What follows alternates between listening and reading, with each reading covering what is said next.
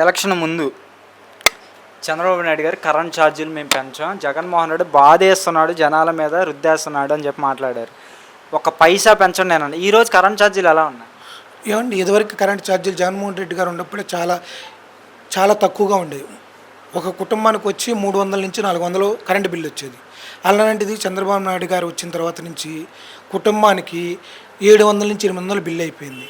ఎక్కడి నుంచి అంటే ఈ సబ్ ఛార్జీలు అంటున్నారే తప్ప ఏంది అది ఎందుకు వేస్తున్నారు, ఏం జరుగుతుంది? ఎప్పుడో ఇప్పుడు మీరు కట్టండి అంటున్నారు తప్ప వాళ్ళు ప్రభుత్వం వచ్చిన తర్వాత కరెంటు ఛార్జీలే పెంచని అని చెప్పినారు. కానీ ఇప్పుడు ఎందుకు పెంచుతున్నారో మాకే అర్థం కావట్లేదు. కానీ పేదవాడి నెత్తిన మాత్రం బండ మాత్రం ఎప్పుడు 3 నెలలకు ఒకసారి 4 నెలలకు ఒకసారి వేస్తూనే ఉన్నారు. కరెంట్ ఛార్జీలతో పాటు ముందు బాబులకి మీకు 100 రూపాయలకు క్వార్టర్ ఇస్తామని చెప్పారు. ఎక్కడండి 100 రూపాయల క్వార్టర్ ఎవరికి ఇస్తున్నారు చెప్పండి? జిఎస్టీ అమ్ముతారు. మొన్న ఈ మధ్య మళ్ళీ ముందు రేట్లు పెంచారంట. ఇదివరకు క్వార్టర్ దాగి మెలకొండ పడుకునే వ్యక్తి ఇప్పుడు 2 క్వార్టర్లు దాగి గొడవలు చేసి ఆడవాళ్ళ మీద అరాచకాలు చేస్తున్నారు. ఇప్పుడు జగన్మోహన్ రెడ్డి గారు గతంలో విధ్వంస పాలన చేశాడు, ప్రజలు ఎవరు ఆనందంగా లేరని కూడా అంటున్నారు. మేము వచ్చిన 11 నెలలు ప్రజలు ఆనందంగా ఉన్నారని. విధ్వంస పాలన చేశాను అన్న మాటకి సమంజసంగా లేదు.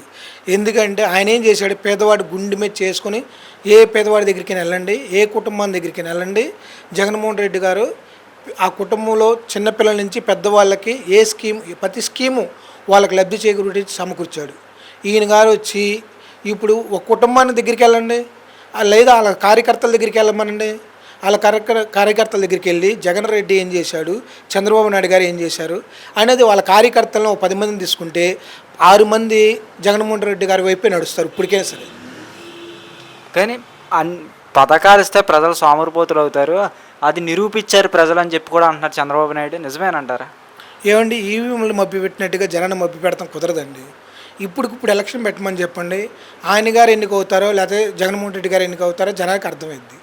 ఈవీఎంలో మభ్య పెట్టినట్టుగా ఏంది ఈ ప్రజలు మభ్య పెడతాం సమంజసం కాదు. ఇప్పుడు ఏ గ్రామ సొసైటీలు కానీ, గ్రామ పంచాయతీలు కానీ, మున్సిపాలిటీలు కానీ ఎలక్షన్ జరిగితే ఇప్పుడు జగన్మోహన్ రెడ్డి గారికి ఎన్ని సీట్లు వస్తాయి, కూటమి ప్రభుత్వానికి ఎన్ని సీట్లు వస్తాయి, ఒక ఈవీఎంలు కాకుండా స్టాంప్ పద్ధతిలో ఎలక్షన్ జరపమనండి.